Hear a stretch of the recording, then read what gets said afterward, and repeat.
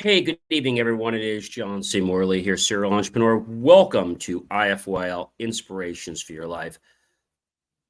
And I am glad that you are here.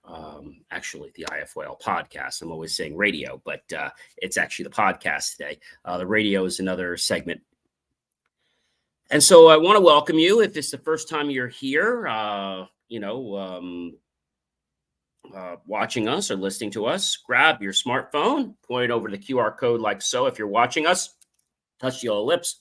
You have my link tree. If you are not doing that and you are actually, let's say, watching us, but now maybe you're listening to us, well, then go to believemeachieve.com for more of my amazing, inspiring creations.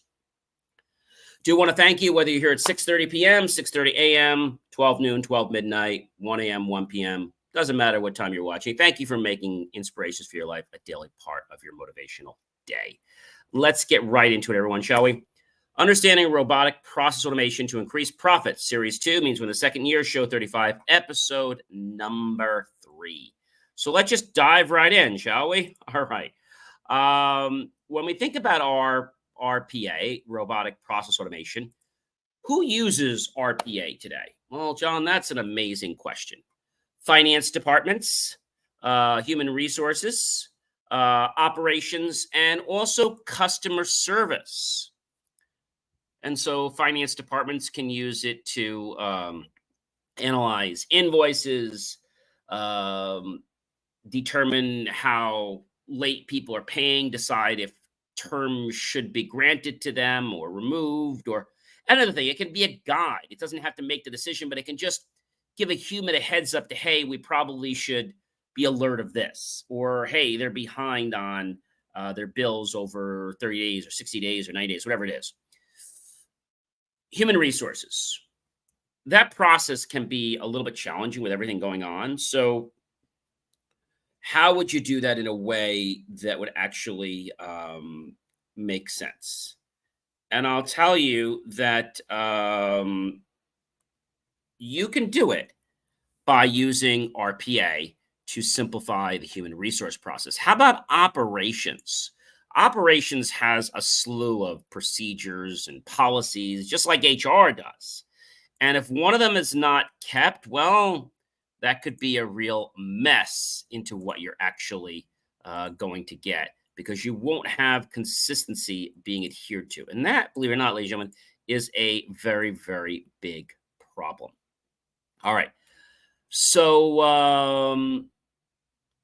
customer service. I had one today. I was helping a client of mine who's a bank. And when I went online, I went to their chat bot there, and it immediately prompted me to log in, but I didn't have the login credentials. And they're like, well, we'll help you log in. No, I want to speak to a live person. So that's a bad example of using RPA, because there was no way for me to get through to a live person. Really, really bad. So now that we've talked about who uses RPA, finance departments, human resources, operations, customer service, managers, salespeople use RPA, right? Even marketing people. These are the types of departments that use RPA. But what companies are using RPA? What companies? And I mean company types. So we already said finance departments, so obviously financial companies, investment companies, banks, right? How about the retail industry? Yeah, the retail industry is starting to get very heavy with RPA. Very, very, very heavy, unfortunately. But that could be a good thing. It could be a bad thing. Manufacturing.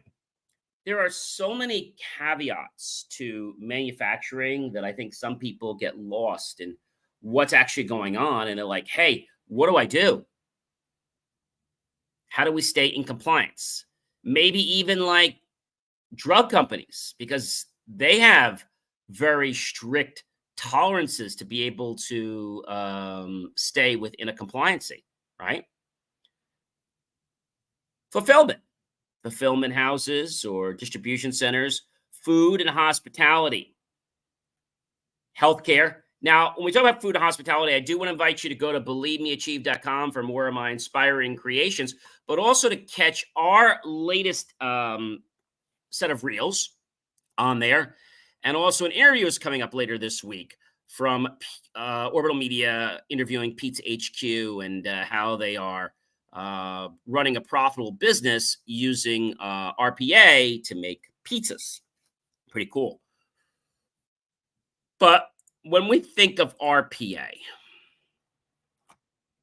most people are like, well, is that a bunch of robots just, standing on the floor? Doesn't have to be.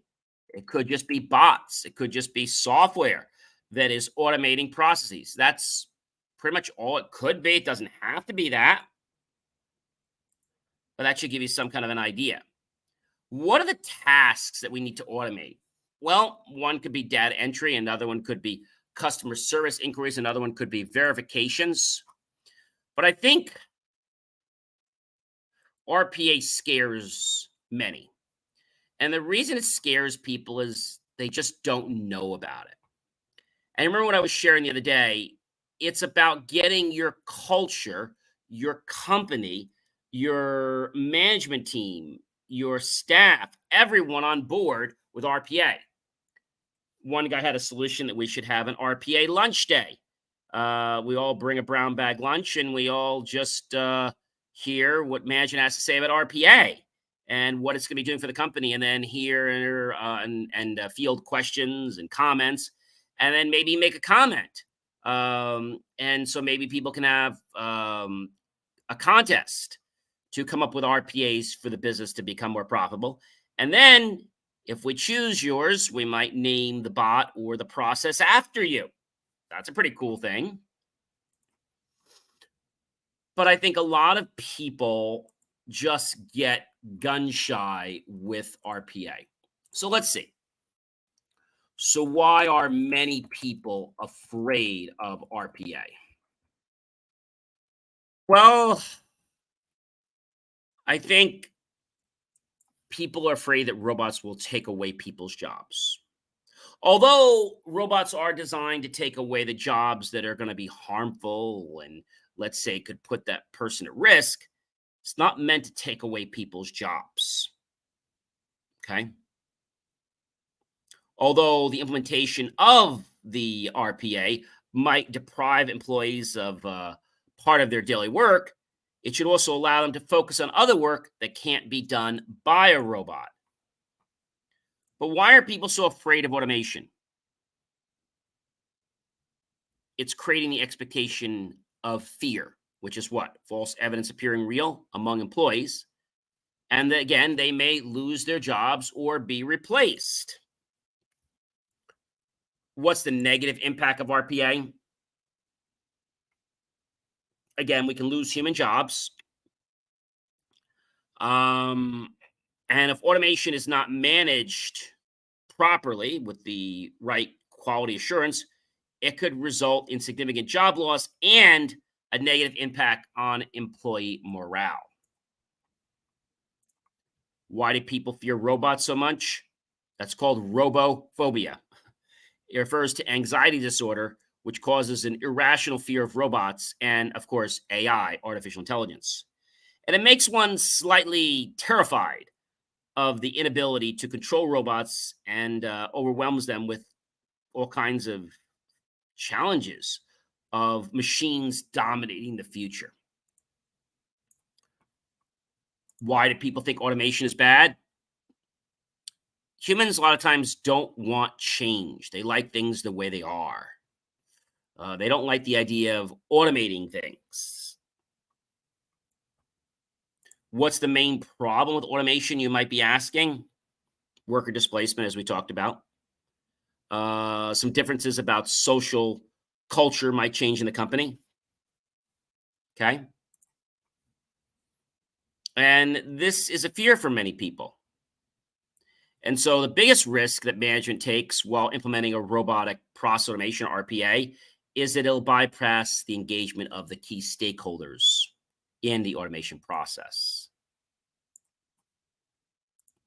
There are vulnerabilities of RPA, weak passwords, uploading malicious files, SQL injections. Because remember, don't think of RPA as just a robot. Think of it as starting out as just software.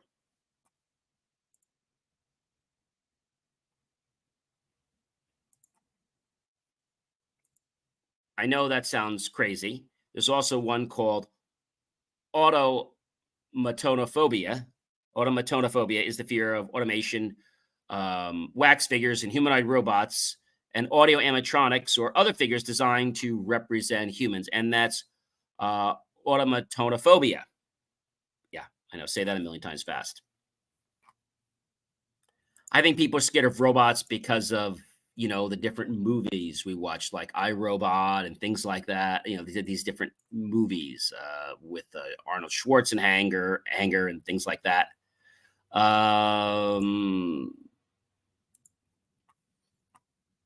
RPA, is it disruptive?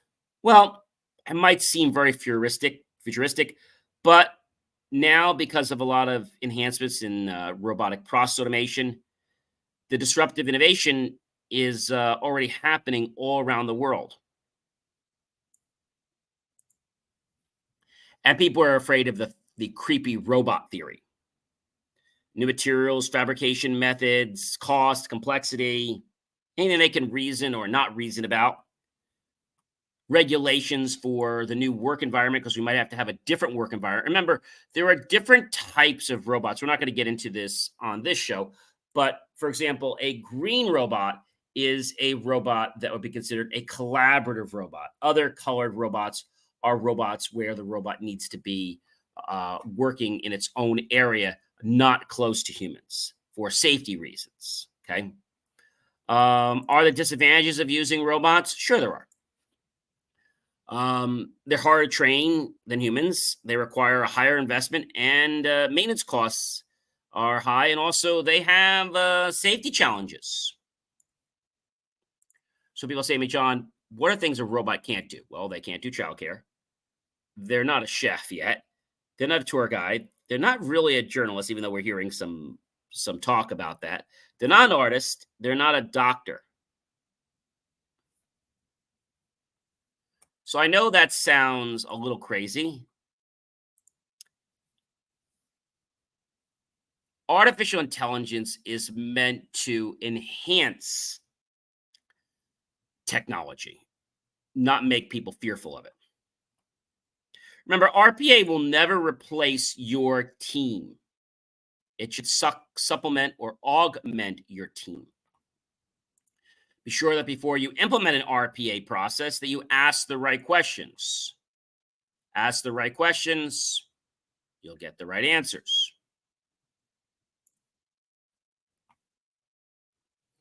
A lot of people don't like robots because they know they're spending a lot of money and time and effort, and they feel there might be errors that are going to happen. And these errors might potentially be ostracized. So, for example, if we're talking about, I don't know, let's say we're talking about making a robot that makes an ice cream cone, makes ice cream and makes an ice cream cone. If you don't know how to make an ice cream yourself first by how you twirl it and how you have to hold it so that the ice cream stays on a nice, like a twist cone, if you don't know how to do that and you don't get it very clearly and understand it well, how can you teach a robot to do that?